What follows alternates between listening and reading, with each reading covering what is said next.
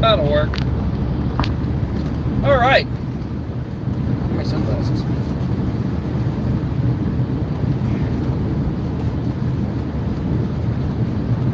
Here we go.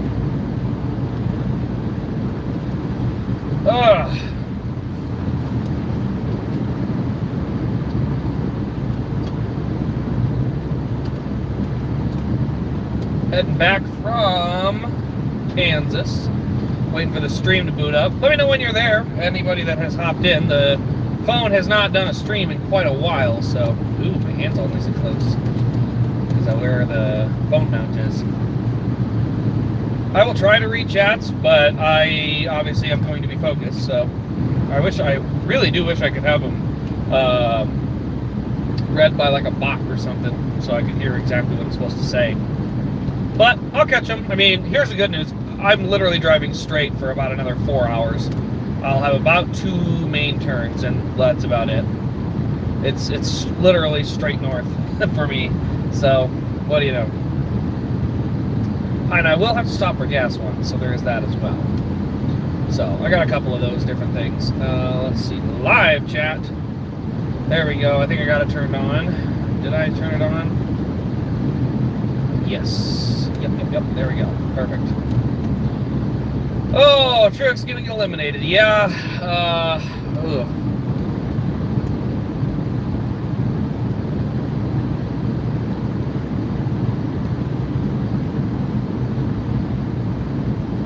Yeah, Truex, man, I mean, and the thing was, it was not his fault. Nothing that happened to Truex today was his fault.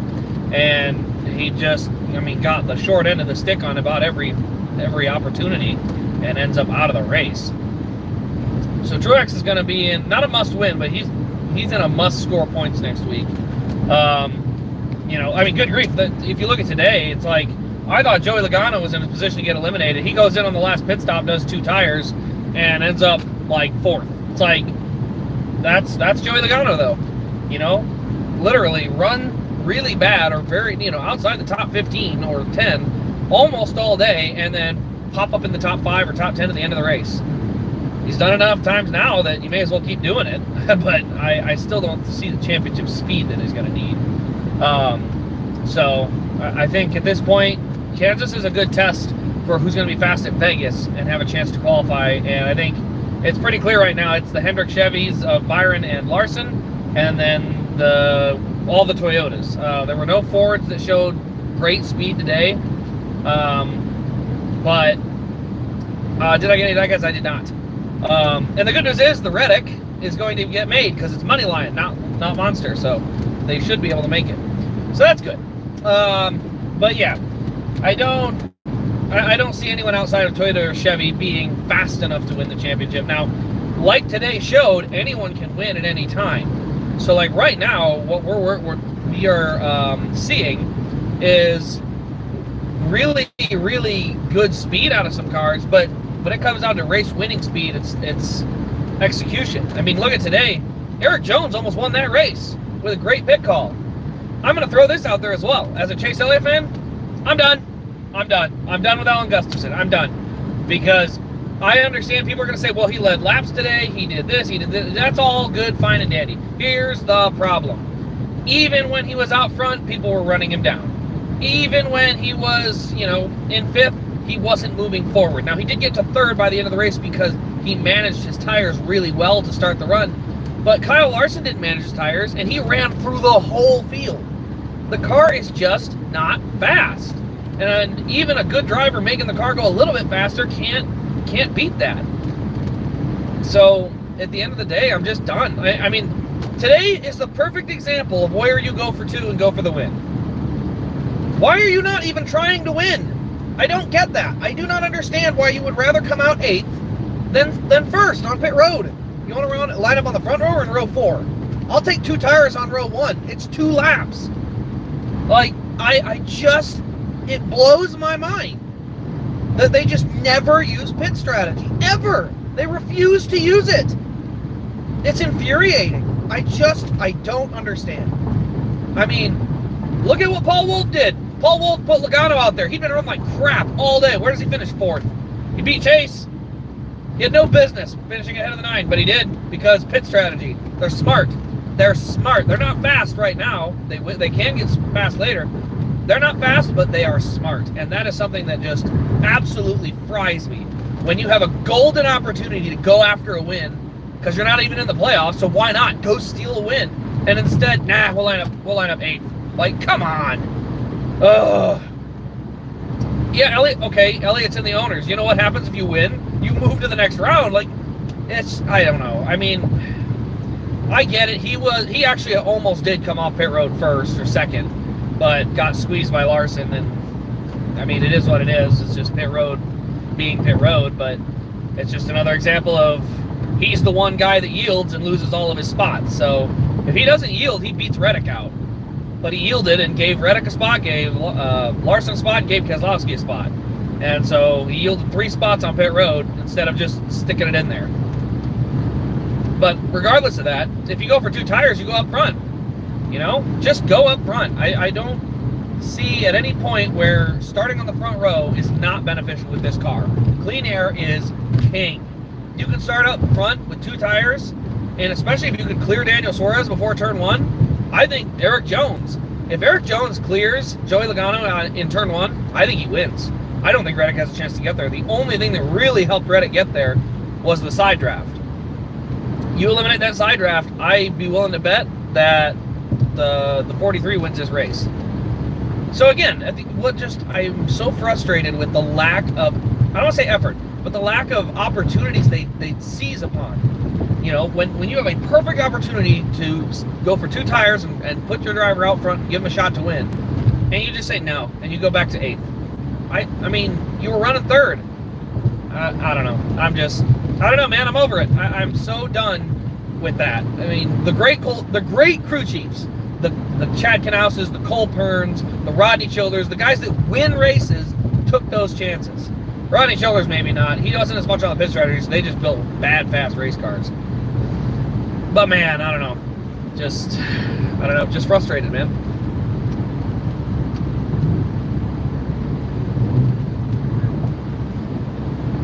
All right, let's see here. I thought Hamlin was going to sweep Kansas until the Chris Buescher happened. I saw it happen, and they didn't throw a caution for the first little bit. I'm like, oh, they're going to try and let it go. And then he stayed up against the wall and was like, they don't have a choice. They're going to have to throw this. Unfortunate, too, for Chris Buescher. He was in a position to all but lock his way into the next round. Now, he's still in decent shape, but that certainly didn't help him. Are they using different tires? I believe slightly different tires, but I think the problem is going to remain the same as last year. So I think I am not, I am not optimistic about what we'll see there. Let's see here. What's the best price you've seen on a Kyle Busch 2008 race win diecast from eBay? Well, depends on which one, but I've seen the Talladega go for $150 for the ARC. So that's probably the best. I guess Atlanta, the Atlanta Snickers car can go for around $100. So they're all pretty expensive, though. Good Lord, Missouri. Their roads are garbage. They're all falling apart.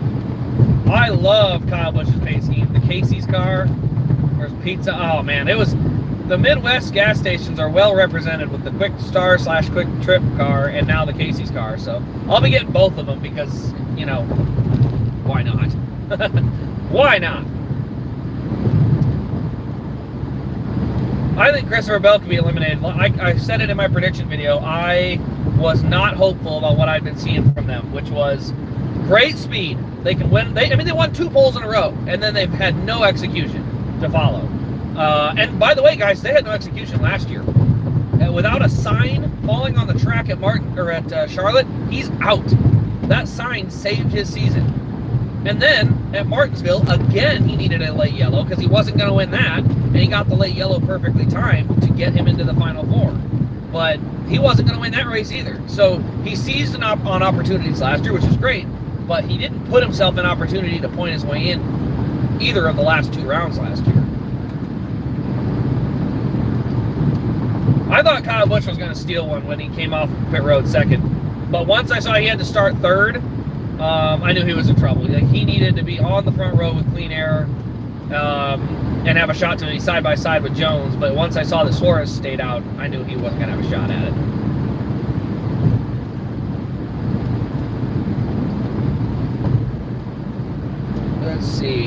Oh, that's that one. Okay, yep. But yeah, overall, it was honestly another great race. I mean, I've got clips, but Kansas, I assume TV's doing a decent job of showing it, but the restarts are insane. And even when the restarts aren't insane, the racing is really good. I mean, these guys can really battle with each other. Obviously, I would still like a little more power, because a guy will get really stuck behind somebody and not able to pass when the run gets too far in. So a little tire wear actually might have helped too. Yeah, Daniel Suarez having that slide out of off the bottom just, I mean, I knew whoever got boxed in behind Suarez was in trouble. And I mean, Chase Elliott almost got stuck behind him. He did squeeze past, but if he doesn't get squeezed by Suarez in turn 2, he probably comes off of turn 2 side by side with Reddick, and we don't know what could have happened. But unfortunately, Suarez ended up in the way and just allowed Reddick to get clear and kind of run away to go get the leaders, where he may have been side by side battling with the 9. So could have been there's potential for some really interesting racing. But yeah, we got Bristol next week, so I will be down there. We're gonna have a lot of driving, so I got about 5 more hours tonight, and then another 15 hours down to Bristol and 15 hours back. So lots of driving going on. But it is what it is. That's what that's why we enjoy races. You know, we travel a long ways to do it. So Harvick's 2012 Auto Club win on eBay for $125. That's probably about fair. That's just an average fair number. Probably right about where you'd expect it. Let's see, what else was it? Oh yeah, I went to the Chiefs game this weekend. I forgot to say that. I went to obviously all 3 races: Truck, Xfinity Cup. Didn't go to ARCA. Nah, I don't waste my time with that crap. But I did go to the Chiefs game on Thursday night, so I got to watch the NFL season opener. They lost that, so unfortunately that didn't work out well. Truck race was phenomenal. I mean, that was a great race. I brought my cousin. He's not a huge race fan of any kind, and he had a great time. He thought it was pretty fun. The only thing we wish we had placed some bets before we went, just to give him something to root for.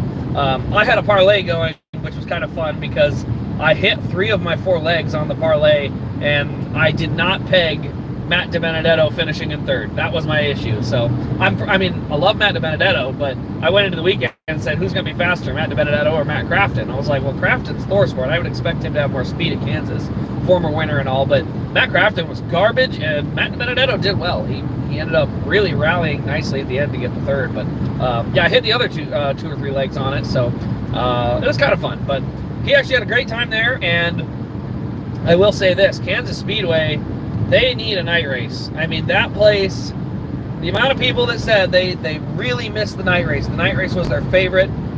I'm telling you, that place would be sold out for a night race. They need the night race because it's hot. The sun beating down on you. It's hot in those grandstands. And so when you can get those get people out from, you know, I forgot to take a picture, but about lap 100. So there's 267, about lap 100. I got down from my seat, needed to go cool off a little bit because it was just too hot. And I go into the bleachers. I kid you not, I bet a quarter of the crowd was hiding under the bleachers for shade. I mean, they just needed to find some shade. It was hot. And so this is where I just wish that NASCAR would find a way to, with whatever options they have, if it's, you know, later start times, earlier start times, or just doing something to help the fans not be in the hottest part of the day. You know, 2-3 o'clock is like the hottest hours of a day. So when you start at noon, it hasn't quite hit that peak heat yet. And the same thing goes for, you know, obviously night races. You don't have to deal with the heat. So I would just love to see more night races for the fans. I understand the ratings problem, but especially today, you're going head-to-head with the NFL. I can't imagine that was a good option. I think last night, I was actually thinking about it when I was turning the TV on when we got back from the Xfinity race, and I'm like, there's really nothing to watch unless you're an Alabama fan or a Oregon fan. You know, those are the only 2 games on. I'm like, I'd rather NASCAR go head-to-head with that than with every NFL team playing from the noon hours or the 3 o'clock hours, because right now they're right in the middle. So they're actually in the same window with both sections, and I don't know. I just wish that, that said, the night race. The fans love the night race. And I'm included in that. I love it because instead of me driving home at 7 o'clock at night, I'm going to get home at midnight, 1 o'clock tomorrow, or tonight, whatever you call it, and have to go right back to work. When it was on Saturday night, I'd get up and get to go to brunch with my my family down there that I stay with, and then take off at around noon, 1 o'clock, get home at 7, and everything was great. It was so convenient, and I just want that back. So if, and this is a big if it was possible, I would love to see an all-star race at Kansas. And I don't think I'm the only one. I think a lot of us would like to see an all-star race at Kansas. That track is phenomenal. So we'll see. I think it'd be great, though. I know it's random, but I got a Kozlowski 2019 Atlanta Win Elite last year from Circle B Diecast, Black Friday for like $75. That's a great deal. I think that's a pretty solid car too. It's got some good looks to it. So good snag. I actually just snagged one for myself here this last weekend. Yeah, I'll say what it is. I've already done a review on it. But I recently reacquired, actually technically not acquired for the first time, but Jimmy Johnson's 2017 Bristol car. I've always loved that car. I wish I had never sold. I had it in ARC, and I always figured I'd just get an Elite. Well, they dried up, and it was really hard to get. So I picked it up. I've got his Bristol Win Elite now, and I'm thrilled. I'm glad I finally picked that back up. So picked that up last weekend. Speaking of which, everybody watching, all 6 of you, eBay page. I have a lot of things I started on auction on the eBay page. I'm going to do a video again tonight going through them, but everything started at 99 cents, I think, or most of it did. So a lot of really cheap auctions on there. I unfortunately forgot to tell you guys earlier, but I was auctioning off a couple of Chase Elliott hats that I just don't want anymore. I haven't really worn them because I got them at Bristol in one of those tents for like $2, and then I realized I'm never going to wear them because I don't really care for them that much. And so I decided I would just put them on eBay for 99 cents because it's not about making money. I want the hats gone, and I don't want to throw them away. So anyway, I did. I put them on eBay, and they actually sold this afternoon. So I forgot when I had listed them. All right, I got 2 guys trying to mess with me, I guess. I need to just not deal with them. You can hear my car trying its hardest to do stuff. I understand that. Oh, they're diesel trucks. Okay. I drive a Prius, so some people get all offended because I drive this stupid car. I don't even like the car. It saves gas, and I have to drive a lot, so I don't know. Whatever that is. Anyway, so yeah. Where I got distracted and completely forgot where we were at here. What were we talking about? Yeah, you can see it going by. It's a nice bright Chevy. It's a very nice looking truck. But, you know. Oh, actually, that's got Tennessee logos all over it. That's a Tennessee. What? Wait, what? And then it's an Iowa license plate. Weird. Okay, whatever. But yeah, anyway, so yeah, there's some other stuff on the eBay page. You can check it out. But, you know, I think, I'm trying to remember. Let's see. There's some Larsons. There's a couple Elliots. A lot of Gregsons. There's a few Gregsons on there. So yeah, go check them out, though, if you're looking for them. Like I said, there's a lot of them that they're probably going to end under $20. So you want a $20 Noah Gragson diecast, that's where to go, man.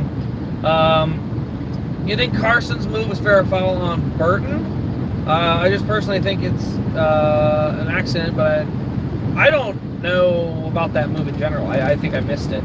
Obviously, at the track, we don't get replays and stuff, so I'm not sure. I don't think they'll offer Xfinity because they don't offer anything for John Hunter, but I do think it is likely we might get the Eckes truck because he's only won once and it was made the first time, so there's a chance. But yeah, I doubt we're going to get John Hunters. I would be shocked if they make it. Which I love getting, you know, cars that I've gone to, but I have decided that I will start limiting myself to the Cup ones because I'm just running out of space, you know. Like this weekend, I'd have 3 cars. I'd have 3 from IRP or Indy. I'd have 3 more from Bristol. Like that'd be 9 cars in a month. So yeah. How's the weather? Temps cool. Oh, it's not terrible temps wise. Like don't get me wrong, it's not like super hot.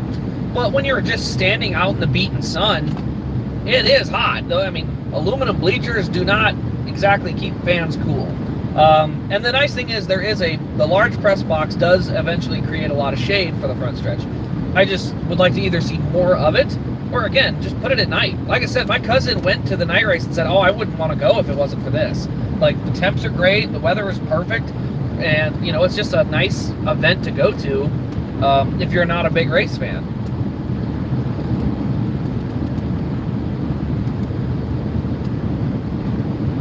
There we go. So, yeah, overall, though, I had a great time. I thought the racing was fantastic in the Cup race, the Xfinity race. Oh, I forgot to even mention the Xfinity race. Obviously, John Hunter ran away with it, but Brett Moffitt came home P7. Parker Kligerman came home like P4 and qualified for the playoffs. So great weekend there, like just fun to see. I can't wait to see what the future holds for the Xfinity series. I think that series is getting more and more competitive, and we're starting to see more and more quality teams pop up. I think the Truck Series is in trouble. When you go through all the teams that are closing or have closed or struggling on money, Truck Series is starting to look a lot like ARCA, and it's going to get down to just pretty much ThorSport and Tricon.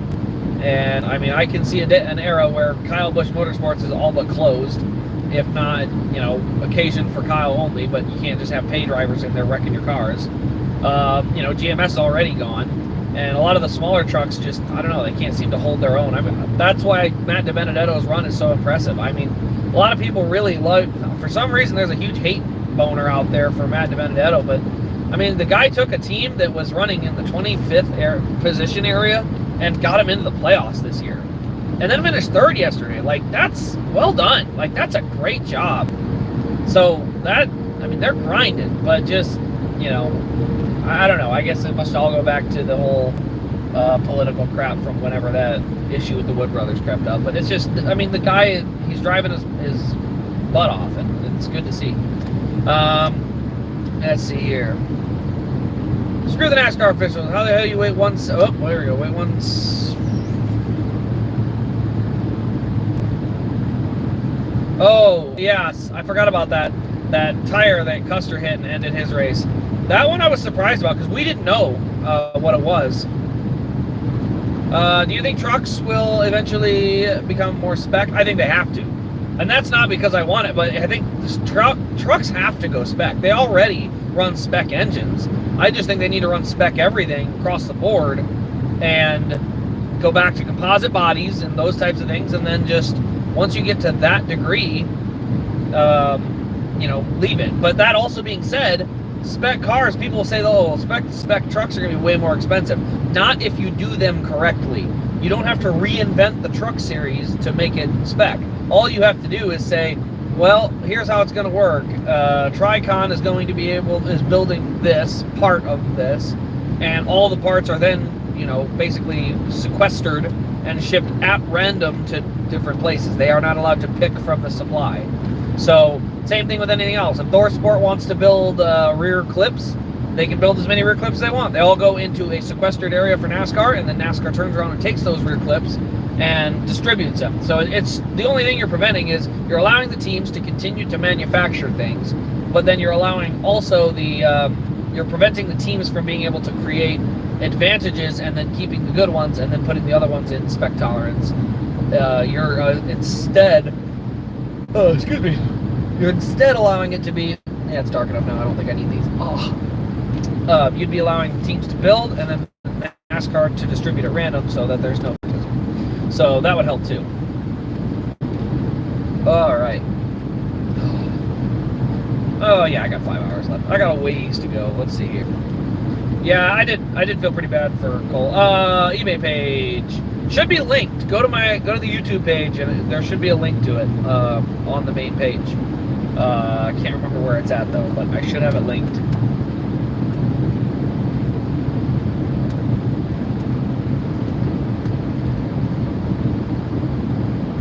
Also, you can type in Noah Gragson 124th and then go to lowest price plus shipping. You'll find it. So I think you'll be able to get there. But yeah, otherwise, 12,000 steps. That's actually not that much. Usually I get about 15, 20. So 12,000 steps. Good day for walking around. Climbed a lot of stairs. My seats were second row from the top. My seat. If you haven't noticed, just me. My sister got stomach flu. Couldn't go, so I still went. I got to see my cousin and that stuff, so I was still going to go. But yeah, it was row 63. I ran up 63 stairs. No, because it's 2 stairs per row, so 120 stairs twice. That was enough, and after that, I decided to go sit by the start-finish line on the lower end. So, yeah, a lot of steps, but overall, didn't get any autographs. No autographs this weekend. I brought some cars, but I'm kind of changing. I don't really like carrying cars with me. They're heavy, and then you have to run back and forth to your car a lot to get, reloaded and stuff, and it's fun. But yeah, I like relaxing a little more at the races because I work hard enough during the week that I don't really want to be running all over and then not feel well rested and relaxed coming back from the race. So, yeah, no autographs this time though. There was a Kyle Busch and a Truex appearance, but they were so busy and packed, I just kind of backed out of those and went the other way. So, let's see. When do you think the next gen Xfinity car will come? I hope it doesn't. I mean, and honestly, if NASCAR's smart, it won't. That car's perfect. Don't touch it. Literally, if you're NASCAR, do not touch that car. And I don't think anyone else is going to disagree with that. That series puts on great racing every week. There is no reason to touch that car. Leave it where it is. Do not touch it. Don't ever touch that car. Ever, ever, ever. It's that good. Don't touch it. Yeah. So that's my opinion on that. That one was a pretty good one, the Martinsville scheme 2019. The race was terrible, unfortunately. Let's see here. What was it doing? I can't. Oh, here we go. Now I can see it.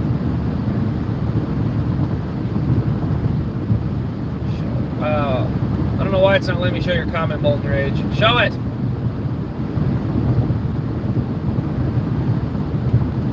I don't know why it wants to do it. It ain't working. I'm trying. I can't mess with it too much, so.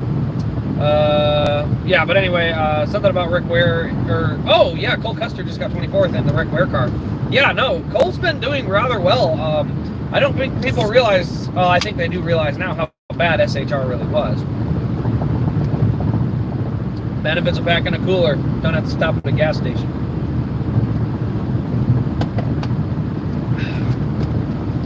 But yeah, Cole Custer, he's a good driver. I don't know, man. I'm so on the hype train for Brett Moffitt. I want him to have a shot in one of those top cars. I think he could be a title contender. I don't even think that's a question. I mean, he's almost. I think he's the first or second car out of the playoffs right now with that 25 car.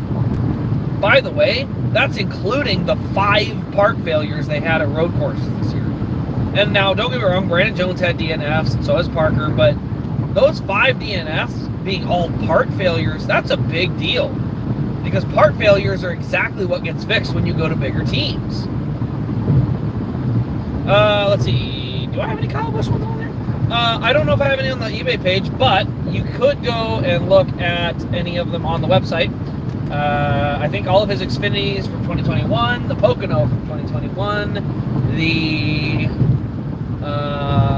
pre-orders are out for everything but Gateway. Gateway is sold out already, so those cars are going to be hard to get. Yeah, there's a few different ones, though. Actually, there's some older ones in there, too, I think. So, yeah, I got some Kyle Busch cars, but those are probably on the website. Anything on the eBay page, I'm clearancing out. I'm trying to get rid of just because I have overstock. So I'm trying to limit my stock and get that number lower. So I decided to take about a handful of things that were, in the way and get them moved so I can clear out some basement space. Moffitt could replace Herbst. Man, I'd love it. Honestly, though, here's the thing.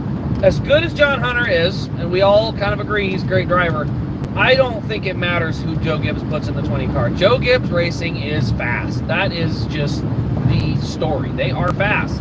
And, if it's not Christopher Bell, it's Eric Jones. If it's not Eric Jones, it's, Ty Gibbs. If it's not Ty Gibbs, it's John Hunter Nemechek. But those Joe Gibbs cars are fast. They just are. And I think that's something that just kind of gets left, people kind of forget, because that's what made Tyler Reddick winning so impressive. The Childress cars aren't generally always fast. And when somebody gets in them and makes them fast, like Austin Hill's done, it kind of turns ahead. Like, oh, hold on, there's some speed here. Where, the Joe Gibbs cars, I mean, Ty Gibbs has been fine this year. But, obviously I think we all would say if you go out and win a championship, you would think that the performance would be better. But, you won a championship with a car that was clearly the fastest in the field. And now you'd say the same thing with Noah. He obviously had a very fast car as well. Now, again, we didn't really get to see that much of Noah, unfortunately, because, I mean, just between all the brake rotor failures or mistakes or crashes or just really tough days at the track, I mean, Noah just had to, slow down and finish races because he unfortunately was pushing so hard and making a lot of mistakes. But I do think we'll see Noah again. I think he'll be in the Xfinity somewhere because he won 8 races last year. I mean, he's going to be a very desirable candidate for a ride somewhere. Somebody's going to want to win some races, so the options will be there. And hey, if he's a second AM racing car with Brett Moffitt, I'm okay with that. I would live with it. Better yet, they just get full support and they're a satellite team from SHR. I'd be fine with that too. Then they don't have to build the cars. They can just get them straight from SHR and just be full at SHR. Well, maybe that's not a good idea. Maybe they should switch to Toyota and get full JGR instead. Maybe that'll be better. It is not technically the Ty Gibbs old ride because Ty Gibbs' crew chief went with him. Ben Bayshore, I believe, is the crew chief, and obviously he was a Cup crew chief at one point, so that's pretty good quality crew chief. Who is it? Who's down there in the 19? I think it's Jason Radcliffe crew chiefing there. So, the thing is, Joe Gibbs literally runs 3 Xfinity teams, but they run them like Cup teams. They have that much quality behind the wheel. So, yeah, I would love to have seen a crew chief swap for the 18. I think that 18 car is just running so poorly. I would swap the 19 and the 18. I would want Jason Radcliffe working with young Sammy Smith, and I would switch those two, at least for the playoffs. What's my opinion on Hailie Deegan? Do you think that her channel and is her first priority? No, I don't think that's the issue. I think a lot of it honestly just comes down to she's not got a ton of experience in trucks. Trucks are already hard, and frankly, sometimes people just don't have it. They don't have the it factor. Carson Hocevar has the it. We see it. He's got it. And in the trucks especially, I mean, you have to be uber aggressive. And I mean, I don't mean to break this down this. You know what? Screw it. I'll break it down this way. I don't care what happens. The thing in your brain that makes you more aggressive, the chemical in your brain that tends to make things more aggressive, is testosterone, which is generally found in men or males. So it does make sense that in a series where speed is not the only factor, aggression plays a huge role, that she would struggle. And Danica Patrick was the same way. Danica was fast. I don't think people give her enough credit. Danica was fast. But when it came to aggression and racecraft in aggressive situations, that's where she struggled. And I see the same thing for Hailie Deegan. If she's just out on a long run, she can put together a solid 50-lap run. The problem is, in the truck series especially, you have to be right on someone's door. That's not the forte. Dirt racing is very similar. You have to be aggressive, but it depends on... The truck series especially is very aggressive. We're talking pushing and shoving and kind of elbows out and rubbing and bumping and nudging, and that's a pretty aggressive form of racing. I mean, even open wheel guys go in the trucks and go, they kind of back off like this is a little something different. So I'm not surprised that it hasn't worked. I don't know what the options are though, because at the end of the day, NASCAR in general is going to be super aggressive. All 3 series are going to be like that. So does that mean she might be better off in open wheel? Maybe, but I think that's the thing. I think she can drive a car fast. I don't think that's a question. She can go fast.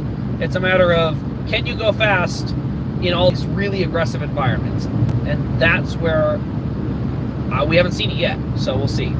Let's see here. What exactly happened to the 98 SHR car? The driver isn't great, but it's, let's see here, but not, just a second. but not even the driver. Like, the car has been horrible. Like, reliability issues. Yeah, so yes, having the reliability issues is a problem. That being said, some of the issues are self-inflicted. You know, and Riley Herbst, he's not that guy. He never has been. And to be completely honest, his lack of need to fight, scratch, and claw his way for everything he's got, I think it affects him. I think he would benefit from being in a truck and being told, you have to make the playoffs this year or your racing dream is over. Your funding is gone. You're done. Because putting someone's back against the wall, that tells you, or that gives them that opportunity to say, I quit, I got nothing left, I don't want to do this, or fight tooth and nail for what you want to get. And that's what Carson Hocevar was doing. And he had to back off because he realized, oh wait, I'm going to be okay in this sport. But when he first started racing and why he had so many issues in the trucks, he was racing like every race was his last, and he had to make he had to finish up front, he had to win the race. And slowing him down has helped them finish a lot more races because he doesn't look at it as, if I don't go get this next position, I ain't going to have a race, I'm not going to have a ride. Where, hey, look, we see you're fast. Like, if you can't get 5th and you have to settle for 6th, we'll live with it. Like, just don't. I am excited for the Reddick race version. Brandon, oh my God. I'm not going into that. Brandon Jones, I was mad when he got the seat because nothing frustrates me more than a pay driver just jumping from hot seat to hot seat to hot seat, and he gets to be in every. The 9 has won championships. The 18 in Xfinity has won championships. I think he's run in the 33 in Xfinity for Childress, maybe. He's run in championship equipment his entire career, and he has like 5 wins. Brett Moffitt, and again, this is why I'm so frustrated, as a Brett Moffitt fan, he's running nothing but not great equipment his entire Xfinity career, no wins, and people, can see that there's obviously better speed there, but he just can't get the funding. Like, the guy's a Truck Series champion. What is Brandon Jones? A one-time truck winner in KBM equipment. Good for you. Like, I would expect you to win in that truck. So, oh man, it's just so frustrating. I know already confirmed back for next year. I just hope if Gragson does end up going back to Junior Motorsports, give him the 9 back so he can have his identity back, and then get rid of Brandon, or not get Brandon Jones, but put him in something else that nobody cares about, like the 1. Because good gosh, I mean, how do you miss the playoffs in a JRM car? Not even Sam Mayer has done that. And Sam Mayer has not been impressive. I should say he hasn't been that impressive. There we go. I heard Noah Gragson has 5 current contract offers for all 3 series. I'm not surprised. I bet he has an offer from Colleague. I bet there's an offer potentially from Junior Motorsports. I bet there is potentially an offer from a Spire team in Xfinity Cup, potentially. And then truck-wise, he might have an offer from ThorSport. So I'm sure Noah is a hot commodity. Here's the thing, and this is what people got to realize. This scandal for Noah is not a scandal. I mean, most fans agreed that this was way over the top of a suspension. This is insane. Especially Instagram. Instagram is a tough platform. I always am ending up liking crap I don't want to because I'm trying to scroll past it and the screen reads it as a double tap. But I don't go back and check it because I don't care. Like, I'm scrolling past it because I don't want to see it. I'm trying to see something else. And he didn't necessarily do that. But the thing is, we didn't even let him ask. We didn't give him a chance to explain. He just had to shut up and get out of the way while the entire industry ran him through the mud. And I just hate the way that happened because he didn't even post it. I mean, good Lord. We're talking about a like? That's like saying I accidentally stubbed my toe on somebody and they charge you with assault. Accidents are a real thing. So yeah, Noah is going to be fine. I just really hope that he remains as marketable and as outgoing as he was before. Because fans, I'm kidding you not, that was the best driver to fans I've ever seen. I mean, going out of his way, always making extra time with the fans. I mean, the PR people would be saying, hey, you can't do that run. You need to get to the golf cart. And he'd say, no. Like, I'll just be a little late to the next appearance, but I'm going to hit every person in line. Noah was so good to fans, and that kid deserves another opportunity. He absolutely deserves it. He worked his butt off to get good relationships with sponsors. And by the way, I haven't seen Wendy's on the 42 car. I haven't seen Black Rifle on the 42 car. So hopefully those sponsors have stayed loyal and said, no, this guy's all right. This guy's good. We're not going to let him get drugged through the mud. But, corporate can be a sketchy place. So I hope Noah does well. I hope he comes out and wins 20 races. I'm not even joking. If he blows the whole Xfinity field away by winning like literally almost the whole season, I would love that, because it would just be, statement, Colt Custer just outperforms him. Custer has some terrible luck as well. Not just outperforms him, it's speed. Kansas. I don't know what happened to Riley Herbst, but about 50 laps into the race, I look up and he's running 12. He's being outrun on speed by Parker Kligerman and Brett Moffitt. Both of those are fairly new startup teams. Now, Parker at least has an RCR affiliation, and I know Brett has an affiliation with SHR, but that is not a full supported team. He's not running the same car as Riley Herbst. He's running probably a season-old car, and he's outrunning him. That's not good. I know that unfortunately it's mostly about money, and he does bring that, but I would love to see the purses in NASCAR grow and then be very top-heavy. I think results should pay. So if Alpha Prime hires a good driver and he goes out and gets a 20th instead of a 30th, I want them to be compensated for that. I want them to be able to say no to a guy with funding because they say, I need to finish here. I don't care about your funding because I need to finish in this position to get that money. And so they'll be more willing to go after quality drivers.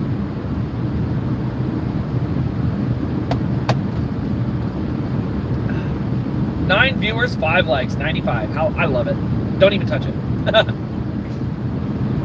Let's see here.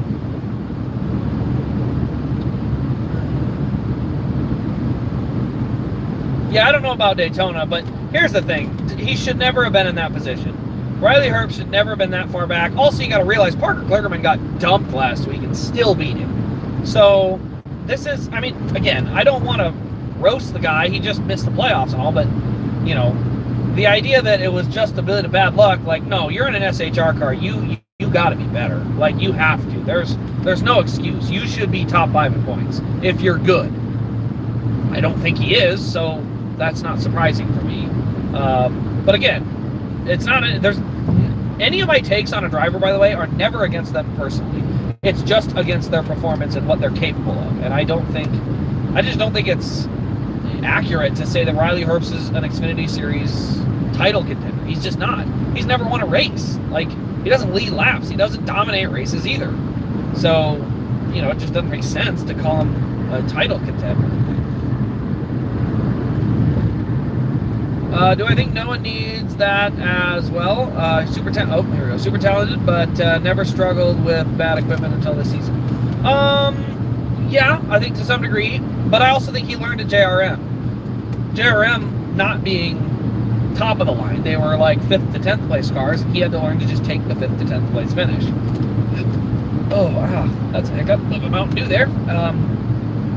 But I think Noah's got to learn to be satisfied with 20th. Unfortunately, when your team is that slow, you've got to be willing to say, I guess I'm just coming home 20th. But that being said, I also don't mind it when a driver is hungry and says, I'm not happy with 20th. That's not good. We have to be better than 20th. So it's a mix. You have to be content, or not content, but you have to be able to restrain yourself to run within your car's limits, but also hungry enough to continue to want to go as far forward as you can. And Eric Jones is very good at that. He takes care of his car, but when his car has potential, he brings it to the front. And Eric Jones is a significantly underrated driver in this series. He might win Bristol. I don't think so. Even last year on fresh tires, he couldn't win Bristol. And I know Noah Gragson was in front of him, but I'm going to be honest with you. That 19 car should have been able to go around the bottom of Bristol and pass him and drive away. Should have been that simple. And I think with Ty Gibbs in the car, that's what would have happened. I think if John Hunter's in the car, that would have happened. But there's Brandon Jones in the car, so it didn't happen.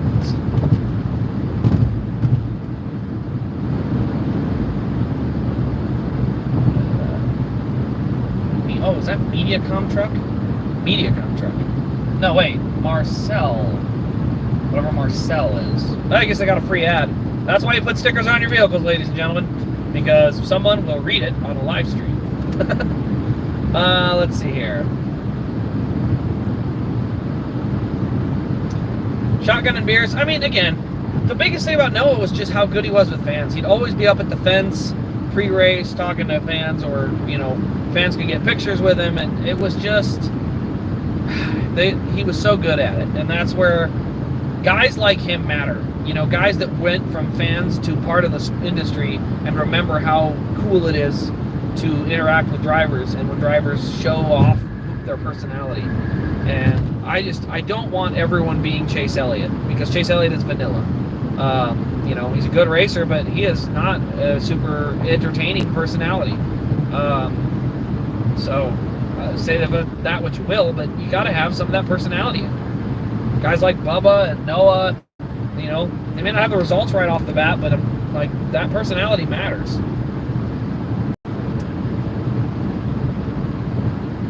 Carson got the 77. Waltrip accidentally confirmed it. Oh, really?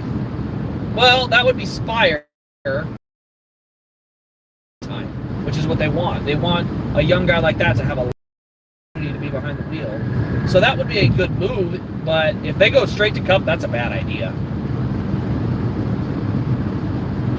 Of course, we don't disagree often, because I make all of the sense. I'm always right. Including about Joey Logano. Joey Logano snuck out a 4th place finish. He was garbage today. He was straight garbage, and he ended up with a 4th place finish. Paul Wolf is a magician at that stuff. But that being said, I still do not like his odds going into the round of 12 or even the round of 8.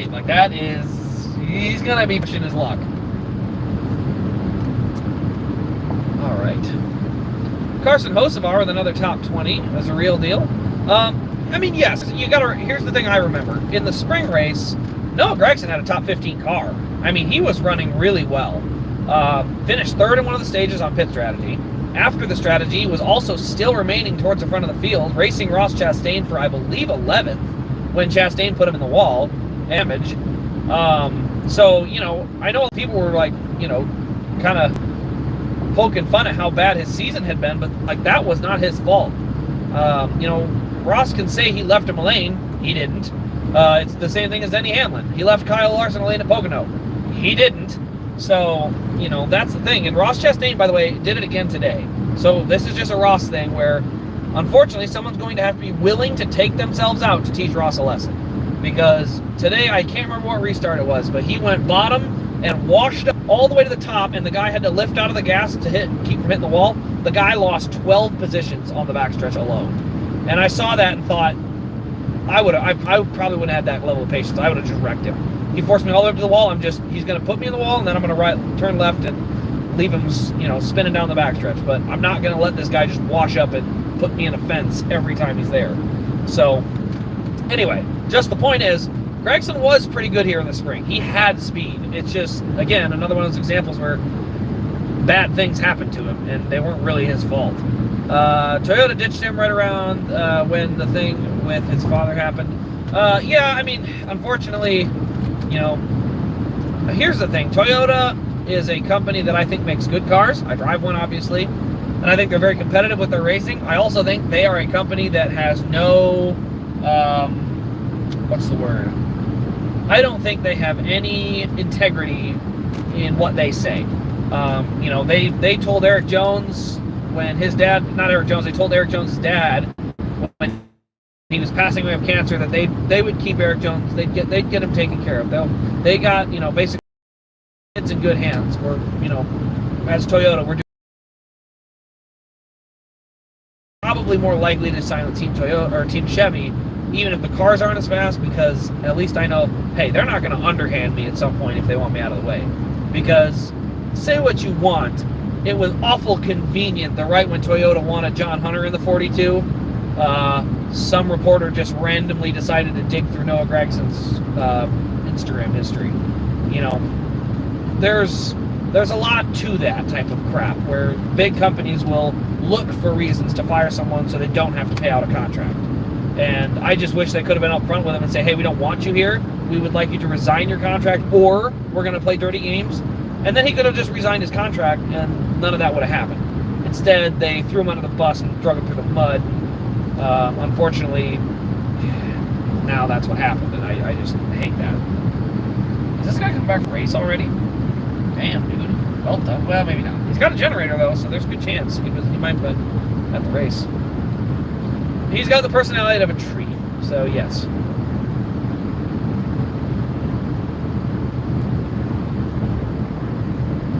I mean, Noah's punishment should have been a public apology and maybe sensitivity training, like what Denny Hamlin had. Explain to me, and I refuse to believe that Denny Hamlin can make and post a meme, but Noah Gragson can't even slide past it and like it.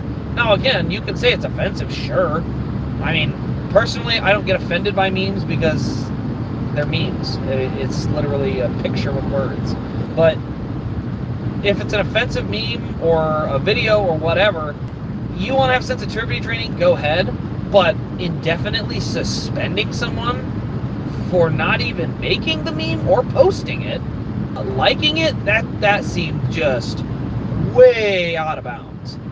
Because we're not even talking about somebody who put effort in. We're talking about someone who may, like I said, happened by accident, but also just they themselves did not endorse something.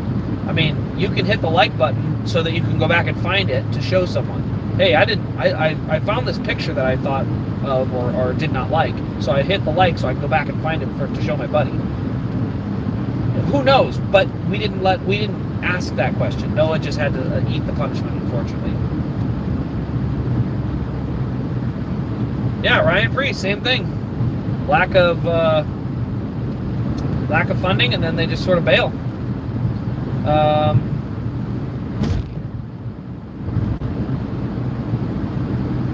Out on Apple before he was suspended. Yeah, no, I mean, but somebody went through his history.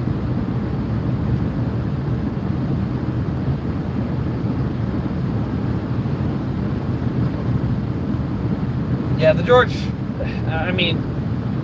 entire George Floyd incident is so politically charged that I don't even know why anyone would go near it. It's not worth the time. It's almost as bad as the noose incident at Talladega, because so many people are so misinformed that it's not worth it. You're just going to get a bunch of idiots yelling at each other.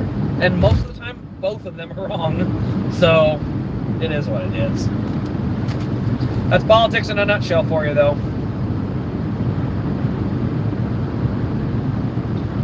All right. Somebody else coming home with a sprint car hauler by the looks of it.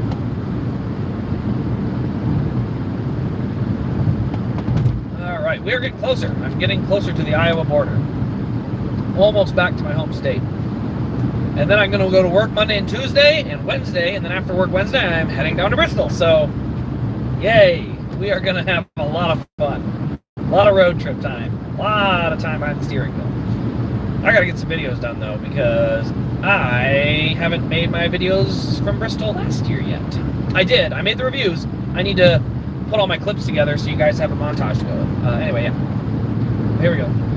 Oh, here we go. No. When you were mentioning someone lost 12 spots on a restart because... Oh, here we go. Because of Chastain, that sounds exactly what happened to Ryan Preece. He lost 12 spots in a race because somebody washed up. That might be Ryan Preece, but I don't think Ryan Preece... I hate to say it. I don't think he was running that close to the front to get washed up by Chastain. But yes, that type of thing where somebody washes up and just blatantly, essentially puts a hard block on someone, like, at some point you just got to be willing to say, bye, you're getting turned. Like, you're not going to just screw me out of 10 positions. At some point I'm going to just start turning you. And it's dumb, but that's unfortunately the box that they're put in with these cars. So they can either add some horsepower so it's not so bad, or they're just going to have to do that, I guess.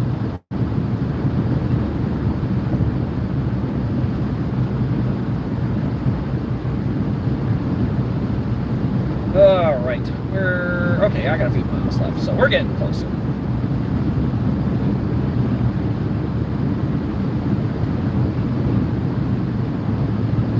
I mean, it's hard for me to let it go because, again, I hate seeing such a bad thing happen to such a good dude, and that's what sucks. But yeah, I get what you're saying. Like, it is frustrating, but it's a lot of negative, but it's negative for a good reason. It's because you're looking out for somebody that had kind of unjustly had a punishment handed to him. So, yeah, I mean, like I said, yeah, Noah, I mean, I've enjoyed watching Noah since he was in the trucks. I mean, I rooted for him. He and Moffitt went head-to-head for 2018 title, and I said, hey, one of them's going to win. This is great. And then Noah got to the Final Four for a couple of years. I thought he really had a good shot last year in 2022 to get that win. But, it just stinks the way that was handled. I mean, don't get me wrong. I agree. John Hunter, I'm glad he has his opportunity. I just wish...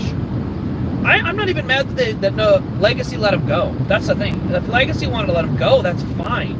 I just hated the way that they, really tarnished who he was as a person. I hated that. I thought that was awful. So really, that was the part that I think was probably the biggest bummer, was having to see how they decided to, essentially throw him through the mud so that they could wash their hands of his contract. And I just wish they could have done it in a cleaner, better way. So, is what it is, though. Can't fix it. Oh, anyway, on to Bristol. My prediction. I haven't placed any bets yet, but Bristol, winner, going to be who comes off pit road first on the last sequence of pit stops. I kid you not. That's what it's going to be. Good news is, if there's no crashes, because last year they had a lot of tire failures, so if they don't have tire failures, because they've corrected that this year, but if they don't have tire issues, we could see the last run of the race be 250 laps with multiple cycles of green flag pit stops. That could get really fun, because then you have old tires and new tires and track position and lap cars, and it could be utter pandemonium, and it may come down to literally two guys battling on 20 lap different tires, and because they were on a green flag run, they may actually be really battling hard. So, oh man, lap traffic and leader battles make Bristol great. And that's why last year almost sucked, was because the leaders didn't have a chance to get into lap traffic, where a lot of times lap traffic is a determining factor in the race. Oh, Bristol, baby. It's coming. I can't wait. I'm excited. Let's see here. I think Brad Keselowski will snap his winless streak. I wouldn't even be mad. Here's the thing I didn't also tell you guys. I am on a streak of seeing new winners since 2021. I think. No, next gen. Anything in the next gen. I have been to 9 next gen races, and I have 9 different winners. And that, by the way, I haven't seen Kyle Larson win. I haven't seen Chase Elliott win. I haven't seen William Byron win. I haven't seen Kyle Busch win. There's a lot of guys I haven't seen win. Somehow, I've seen Ricky Stenhouse, Michael McDowell. I've seen Chris Buescher, which now doesn't seem so weird. It did last year when he won kind of out of nowhere. I got to see Kurt Busch, Bubba Wallace. Bubba's got 1 win in the next gen. I saw it. Tyler Reddick has a couple. Got to see 1. No repeat winners thus far. So that's kind of neat that I've literally never seen a repeat winner in the next gen era. Now, it's only 2 years old, so we'll see going into next week. But if it holds up, we're gonna go. Is it gonna be 10? It might not be 10. 9. It might be 10. But next week will be my last Cup race of the season, so we'll see then if I have a new winner or not. Oh, here we go. Oh, that's awesome. Thanks for the support, Elijah. I think John Hunter will be good next year, like 25th. I don't know if that's good. But yeah, I think that's about. I'm gonna double on that. I think John Hunter will be 21st in points and may win a race. He may win a race. I don't know where it'll be. I watched John Hunter fill in for Bubba Wallace when he was suspended last year. He was fast. He was fast. I don't think it's going to be a huge learning curve for John Hunter. I think he's going to really excel in these cars. So yeah, I have high the car that could actually get made. Glad that car wasn't the monster car, because that would have really bothered me that I had to get another custom made. So the good news is this should be offered, because Money Lion is pretty cool with Lionel, so that should get made.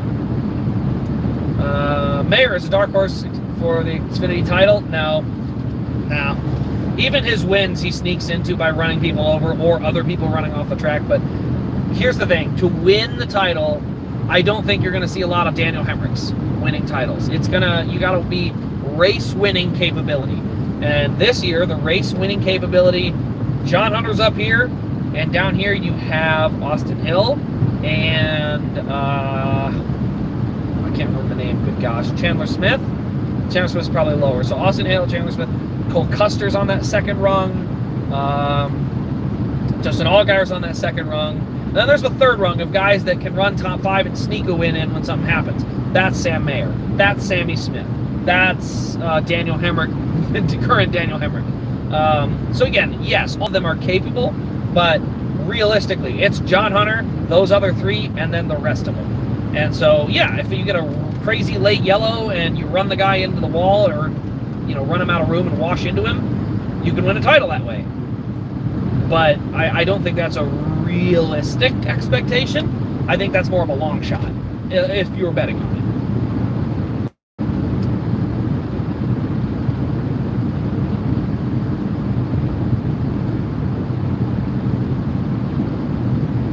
Oh, you got to see Larson win over sprint car race at Houston. Okay. Yeah, I was going to say, Larson wins a lot of those, so that's unfortunately not a rarity. Do I think I'm going to do any race live streams the rest of the year? I doubt it.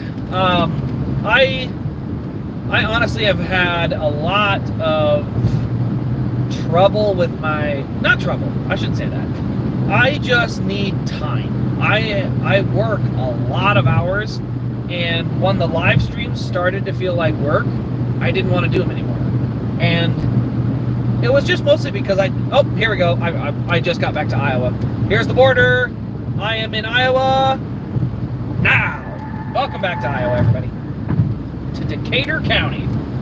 Anyway, so yeah, I don't think I'm going to do any for the rest of the year. Maybe the championship race, maybe. But honestly, it just, with football going on, I want to watch some of those games. I love being able to make or do my website work while watching the race. That's the other thing. When I'm doing a live stream, I can't be working on my website, which I already have to do in my spare time, not during my work hours. So it was a time thing. I just didn't have enough time. So, would they ever come back? Maybe. But if they came back, I would have a much better setup, and I would be much more prepared. I would have graphics and a face cam and lighting and super chats right on screens, and it would be a much better setup than what I have currently. So that's what I would want. I don't know if it's feasible, but we'll see. But yes, I would love to do them again. I don't know if we're going to see any to the end of the year. Maybe the championship battle, maybe, but we'll see. I might do a live stream from Bristol if I have enough connection.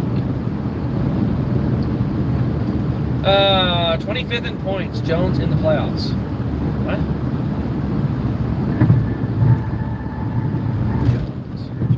Jones. I'm not messing that.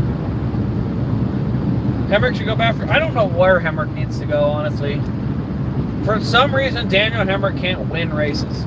He's not bad. He is always just taking what the car gives him. But in NASCAR, you want guys who do more than just take what they can get you.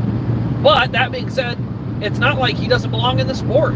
There are plenty of teams that need a guy that'll just take what it'll give you. So, I don't know. All right. Face reveal? I've done it before, I think. As you can tell, it got a little darker, though, so I'm not changing it. I can't turn any lights on because I got to be able to see. But, yeah, I got a little darker outside, so this is all the lights you're going to get, unfortunately. Also, it's not officially set, but there's a good chance there will be a Diecast podcast coming through here soon. It will take place, hopefully, the goal is they will start next season and take place on Sunday nights. And the topics will range from what happens in the races and during the race and, the race weekend and stuff like that. Other random discussions. And then there will also be, obviously, talking about diecast, the new diecasts that are being made, new things that are offered, just diecast news kind of thing. So next year, set your clocks for Daytona. Fingers crossed, if things go well and I get my setup taken care of, we might have one at the end of this year as a preview for next year. So I might do one Phoenix of this year. I haven't told anyone who the other co-host is, So guess away. But otherwise, yeah, Phoenix maybe, but for sure starting next year, that is the plan, is that we will have a diecast podcast. And so I don't know how long it'll be. I don't know how good it'll be, but we're going to just dip our toes in and see how it works.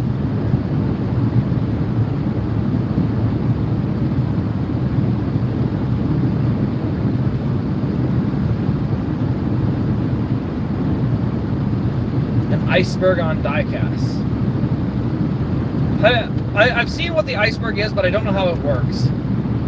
I really don't. Like, the whole tip of the iceberg thing, like, I don't know of diecast having that dark or shady or any, you know, they're just model cars. Like, and if somebody doesn't make one because of licensing, somebody will make a custom. So I don't know. I don't know if there will be a true iceberg, but there's going to be a lot of discussions on old diecast brands and timing and brand, you know, and all sorts of stuff. So it'll be very diecast centric. We're similar in age, so should be a fairly good way to do that. How many times is Logano going to run 13th and 18th and finish top 5? I have no idea. Somehow he can continue to do it. Oh, least known facts. See, but diecasts don't necessarily have facts. I would say diecasts have things. So, like being able to explain that, you know, the reason for a short spoiler on X car is this. And, you know, like, for instance, here's one that a lot of people probably don't know. The Chase Elliott 2017 dual win that was made in ARC and Elite. The ARC had the tall spoiler and the Elliott name on the windshield banner. The Elite had no Elliott on the windshield banner and the short spoiler. So the Elite was correct and the ARC was technically incorrect. Even though they're the same everything, but they had the spoiler and the windshield banner corrected for the Elite. So at least those were accurate for that race. Let's see here. PTC mold. Oh, there'd be a lot on the PTC mold. But that being said, the PTC mold, especially for authentics, I have no issue with that. Look, I know a lot of people do not like the PTC mold. However, it is a $5 car. Like, I expect a $5 car to be pretty cheap. So, you know, if you want the nicer car with the banner and that kind of other stuff, like, that's what the other brand is for. You know, it's kind of like it'd be like somebody complaining about the ARC saying it's just plastic. Where's the metal? Well, that's the Elite. You know, so it's kind of that where I'm like, I don't really have an issue with it. PTC mold comes back for authentics. It's kind of like, okay, at least that means we still got the good ones for the ones in the box, right? But yeah, we'll talk about a lot of stuff. We'll talk about sprint cars, Indy cars, all sorts of diecasts. There will be no limit. If it's popular and does well, we're going to try and get other people on to share their diecast stories about different cars they've had or owned or like or don't like, and their experience buying them and searching for them or shopping for them and all that kind of stuff. So yeah, just kind of a fun way to kind of start a group of actual diecast collectors and people who really understand the hobby. Hot Wheels does not make better ones for the buck, and also they're making literally millions of them, so that helps.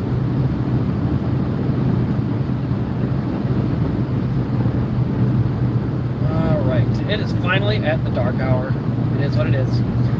Alright, well anyway guys, I think that is pretty good. We've had an hour live stream, so not bad. I gotta continue driving my way home. So I will, like I said, have a stream going at some point next weekend. I'm not sure when, maybe on the road, maybe not. But I hope you guys enjoyed the Kansas race. I know I did. Pre-orders will be up tomorrow. I'm not going to get it done tonight. I know better. It's going to be too late. So sometime tomorrow afternoon, the Tyler Reddick pre-orders will be up, and any other pre-orders that are offered will also be up. So stay tuned to the channel so you can see those as soon as they go up. But other than that, guys, thank you for watching, and we'll see you next week. Actually, we'll see you next week, but also we'll see you tomorrow with the next diecast review.